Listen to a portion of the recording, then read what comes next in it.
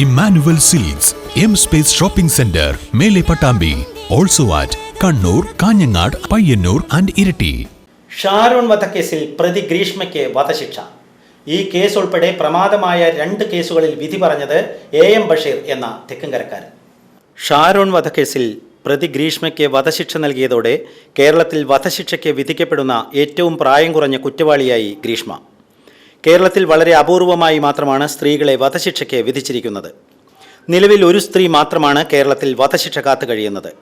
വിഴിഞ്ഞം മുല്ലൂർ ശാന്തകുമാരി വധക്കേസിൽ കോവളം സ്വദേശി റഫീഖ ബീവിയാണ് വധശിക്ഷ കാത്തു കഴിയുന്നത്. വിഴിഞ്ഞം മുല്ലൂരിൽ മോഷണത്തിനായി ശാന്തകുമാരി എന്ന വയോധികയെ കൊലപ്പെടുത്തി ചാക്കിലാക്കി തട്ടിൻപുറത്ത് ഉപേക്ഷിച്ച കേസിലെ 1-ാം പ്രതിയാണ് റഫീഖ ബീവി.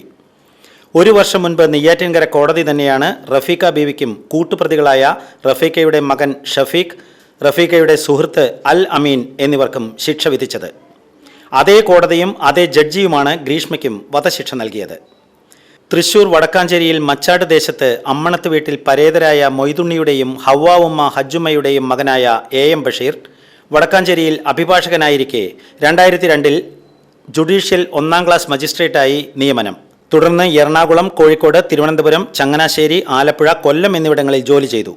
മച്ചാട് ഗവൺമെൻറ് ഹയർ സെക്കൻഡറി സ്കൂളിലായിരുന്നു പ്രാഥമിക വിദ്യാഭ്യാസം. 2 വർഷത്തോളം നിയമസഭാ സെക്രട്ടറിയായി സേവനം അനുഷ്ഠിച്ചിട്ടുണ്ട്. ഇപ്പോൾ നെയ്യാറ്റിൻകര അഡീഷണൽ ജില്ലാ ജഡ്ജിയായി സേവനമനുഷ്ഠിക്കുന്നു. ഭാര്യ Suma, public service commission under secretary. മക്കൾ ആസിം ബഷീർ, അഫ്മിൻ നയാര, 2 പേരും അഭിഭാഷകരാണ്. VCV news, Thekkumkara.